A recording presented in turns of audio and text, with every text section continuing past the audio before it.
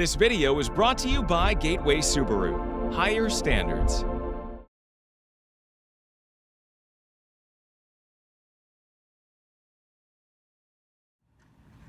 Outdoors Delmarva covers everything outdoors, Including real hunting and fishing situations involving wildlife. We do our best each and every week to keep it tasteful. But discretion is advised. Now enjoy the show.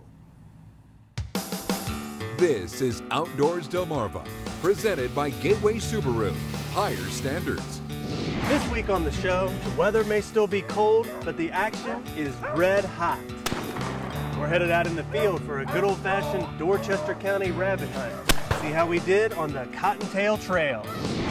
Plus, we'll check in on some of Delmarva's winter visitors as experts shed light on the Atlantic snow goose population. And you can't hunt the deer right now, That's last year's shit. but you can track down some shed antlers. This is the time of year when bucks shed their antlers. Right now on Outdoors Delmarva. Fish on. Go green. Go get 'em, boys. This is Outdoors Delmarva, presented by Gateway Subaru. And now, here's Andrew Taz. Thanks for watching Outdoors Delmarva. I'm Andrew Taz. We'll be checking in with the other guys in just a few minutes. Now, as February starts to wind down, it's a really special time for outdoorsmen here on Delmarva, especially right here in Dorchester County. In fact, as many of you are watching this, there's a big event just up the road this weekend, the National Outdoor Show, where hundreds of people are gathered, taking in all the sights and festivities and all the events such as the World Championship Muskrat Skinning Contest. And we'll be there too. Coming up next week, we'll be sure to bring you all the action. So right now, we're starting off in the field where we're here for a good old-fashioned rabbit hunt. Now the weather may still be a little chilly, but the action was definitely red hot. Let's just start here and head that way, and then we'll cut this side of the lane and loop around his house and work that woods first. One of the keys to a successful rabbit hunt is having a plan. Another is having these 6 beagles. Here at the Seacott Farm in Cambridge, Maryland, hunters are standing by waiting for the dogs to flush out any rabbits whose trail they detect, and it doesn't take long. Already got one. There's an old barn falling down there in the bushes. The rabbits are always hiding underneath it. Dave and I think we see one scamper out of the bushes, away from the dogs that are hot on the trail. Oh, there he went. There. He just ran back into the old barn. Waiting on the other side is our own Mike Parker, who just happened to have a camera mounted on his shotgun. Mike spots a rabbit on the edge of the bushes. Looks like the camera does not affect Mike's accuracy. Rabbit number 1. Just a couple minutes into the hunt, and the dogs did exactly what they're supposed to. And rabbit came out right here along the edge of the road. Sized them up, had the camera rolling, so that's that. Yeah, that's a different rabbit than the one we saw over here. So the dogs are called over to sniff it out. Almost right away, the barking and howling of the beagles alerts everyone they have picked up the scent. And sure enough, out comes rabbit number 2. Right into Calvin's crosshairs. How'd you like that? Who just happens to be the dog handler, which begins to spark a bit of controversy. I stood there all that time. Come right where you were standing. I know. He's got him trained good. Yeah, he trains him to run rabbits right to him. Moving on to the next spot, everyone posts up on the road while the dogs do their work. Dave heads into the soggy woods to see if anything gets flushed out into the trails. Sure enough, after waiting a few minutes, we hear something moving through the brush.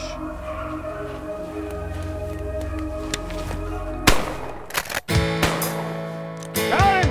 Oh yeah, it's been a real good start so far. Rabbit numbers seem to be really good this year. After getting a couple in this section of woods, Calvin takes the beagles into another, and the search is on. Come on, fine. We got 3. That's not bad. I've had days where I got 0. So 3's not so bad. 4. Oh, we're overachievers. The dogs don't pick up any scents here, so they loop back around to the previous section and quickly pick one up. He crosses the road in front of fellow hunter Art, and then we see him come out a few seconds later. There he goes, there he goes, there he goes. But he gets away, and after a few minutes of searching, the rabbit is spotted, crossing back over the road, and the dogs are right behind him. Finally, Art sees the rabbit sneak out on the edge of the brush. Well, that one rabbit proved to be pretty slippery. It took us a while to get him, and these dogs have really been working it out. They've been in and out of the woods, and we watched that rabbit cross, several lanes here, and then happened to be just in the right spot, and we finally got him. But not every attempt would prove successful. Even with the misfire, it turned out to be a good day of rabbit hunting. Get outdoors, Delmarva. Coming up next on Outdoors Delmarva, most snowbirds head south for the winter in search of warmer weather. And for these flocks, Delmarva is far enough. The experts shed some light on Atlantic snow geese. But first, did you know? In Maryland, rabbit hunters can harvest up to 4 rabbits per day with a possession limit of 8. And this abundant species can handle the pressure on its population. Learn more about these cottontail critters when we come back. You're watching Outdoors Delmarva, presented by Gateway Subaru. Higher standards. Sponsored by Ocean City Tourism, Shorts Marine, Shooter's Choice, Wink Sporting Goods, and Sussex Outdoors. Outdoors Delmarva will be right back. So we got 3. That's not bad. I've had days where I got 0. So 3's not so bad. 4, oh, we're overachievers.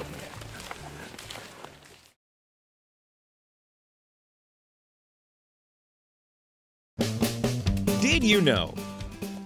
Like many other species, the cottontail rabbit was once even more plentiful on Delmarva, but the current population is still considered to be thriving, harvestable, and sustainable. A mature female rabbit can produce up to 5 litters a year of between 3 to 8 baby bunnies. Did You Know is sponsored by North Bay Marina. Thanks for watching Outdoors Delmarva. I'm Captain Willie Dykes. One of the most dramatic sights in Delmarva's winter skies is the huge flocks of snow geese that visit us every year. And the best time to see them is from mid-November to mid-March. The swirling clouds of white over Delmarva's winter fields are more likely to be snow geese these days than snowflakes. We've often photographed snow geese from above in Chopper 16. Those whirling clouds of wings remind us of the action that takes place when you shake a snow globe, and the sight never fails to amaze. They breed in colonies in Canada and Alaska from the high Arctic to the subarctic and spend nearly half the year migrating south to warmer climes rich in nutrition. Once hunted to dangerously low numbers because of their brilliant white and black plumage used in the fashions of a bygone era, hunting restrictions were put in place in 1916 in the eastern United States. We wanted to find out some more about these birds, so we're up here in Cambridge with Larry Heinman of Maryland DNR. Howdy, Larry. Hey, Willie. These geese haven't been here in these numbers for very long, have they? Well, the population was rather low for the longest time until, in fact, the hunting season was closed for about 40 years until about 1975. Some of the hunting techniques have evolved over time for hunting these snow geese too. It's changed a good bit since the beginning. It has. When the season opened up in 1975, I can recall the first time hunting snow geese on Astig Island. And we actually used disposable diapers, Pampers, staked out in the marsh. And if you take a look behind me here, you can see what a typical snow goose hunting party looks like. Now, to see how snow goose hunting has evolved, Andrew Tawes and Mike Parker went out on a hunt near Millington in Kent County, Maryland.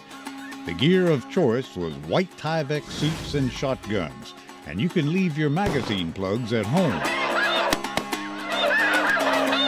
Lo and behold, they found the agricultural foods that are left over from the grain harvest, and they've just mushroomed in numbers. And our biggest concern is that they may actually outpace our ability to use hunters to control their numbers. The total count is up around 1 million birds, and the optimum population is down around between 500 and 750,000. Their habits have changed such that they're one of the more difficult birds to harvest. Snow geese will be on this farm today, down the road 1 mile or 2 miles the next day.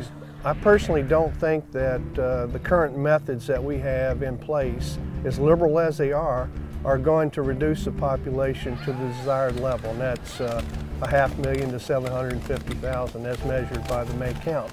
The average harvest in Maryland each year is about 8,000. Then we might get another 14,000, 15,000 during the conservation order. Well, Larry, thanks for the information. You're very welcome. It would be easy to say that snow geese with their black-tipped wings are unmistakable, but it's sometimes easy to confuse them with the tundra swan, which are off-limits to Delmarva's hunters. The tundra swan have no black markings on their wingtips and also have long, graceful necks. Some of the best places to see snow geese this time of year on Delmarva are the Blackwater National Wildlife Refuge in Dorchester County, Maryland, or near the Bombay Hook National Wildlife Refuge in Delaware, such as this flock we filmed from Chopper 16. But to tell you the truth, they're everywhere this time of year. So all you need to do is get outdoors, Delmarva. Coming up next on Outdoors Delmarva, winter trout stocking is underway. We'll head to a sweet little spot right in the middle of Salisbury as we try to catch the rainbow. You're watching Outdoors Delmarva, presented by Gateway Subaru. Higher standards.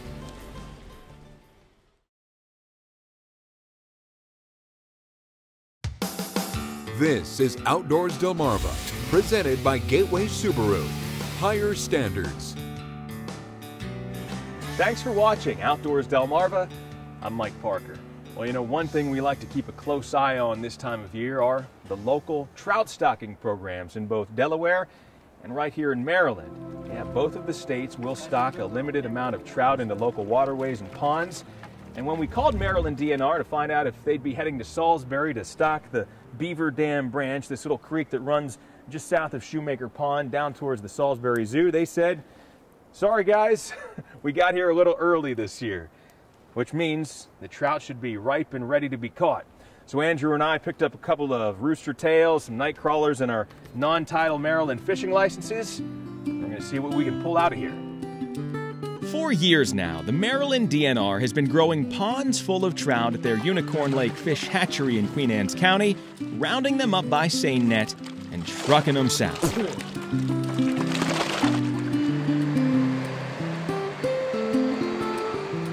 Okay, here we go. Go get them, boys! When the fish hit the cold waters of both Beaver Dam Branch in Salisbury and Shad Landing in Worcester County, the beneficiaries are local anglers seeking a midwinter freshwater challenge. All right, we got him, baby. Not a monster, but there's your Eastern Shore stocked rainbow trout. Pull them out here, get a quick measurement on them so you can get an idea what we're looking at here. And now for me that's not a keeper. You know, he is legal. You know, he's about 9.5. He's not very fat. So now that you've seen that they're catchable, that's a fun little fish for anybody to catch. So get the kids out here and try to do something this weekend or early next week. Do a nice little release on this guy. And hopefully,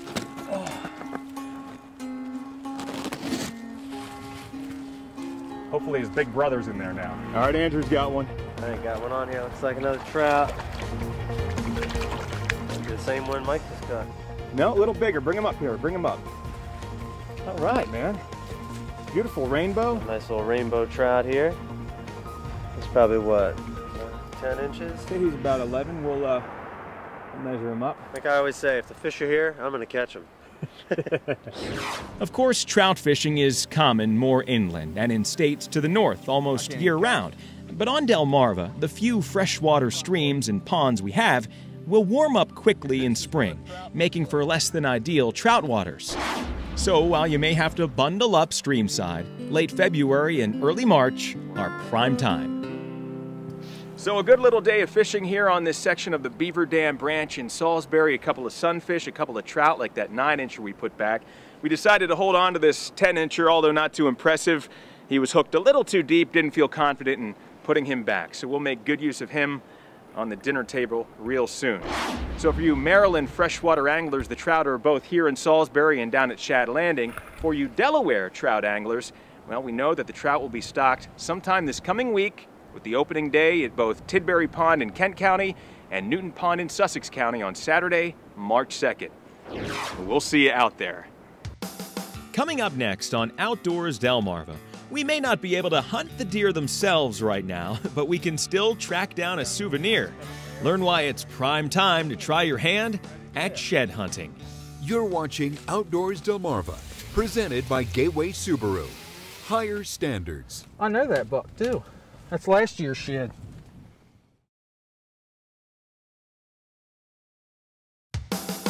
This is Outdoors Delmarva, presented by Gateway Subaru. Higher standards. Thanks for watching Outdoors Delmarva. I'm Andrew Toss. Now, deer season may be over, but there is one way to stay on the trail of the whitetail.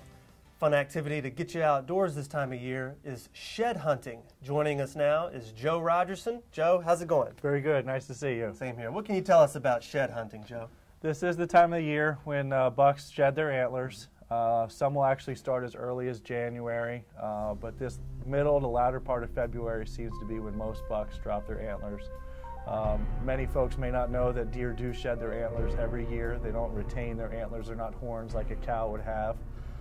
So the antlers are cast and will start to regrow again in April, but it is a fun activity for a lot of hunters to get outdoors now that hunting season's over, but also see where the deer were in the wintertime to start looking for those shed antlers. I know that buck too.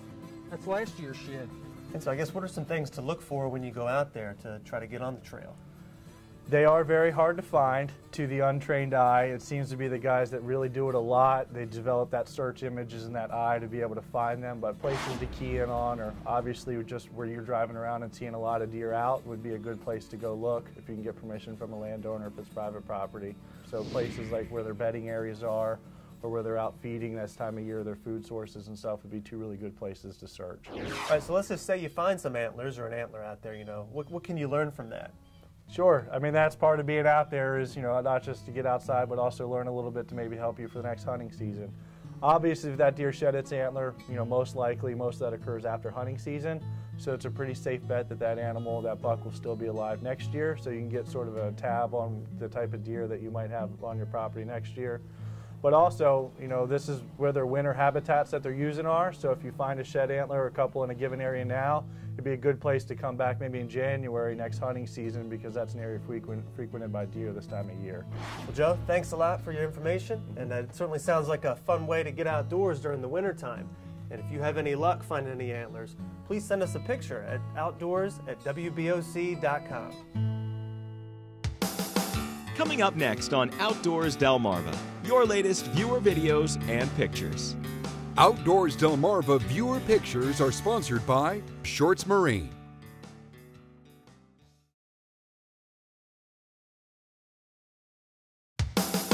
This is Outdoors Delmarva, presented by Gateway Subaru. Higher standards. Sponsored by Ocean City Tourism, Shorts Marine, Shooter's Choice, Wink Sporting Goods, and Sussex Outdoors.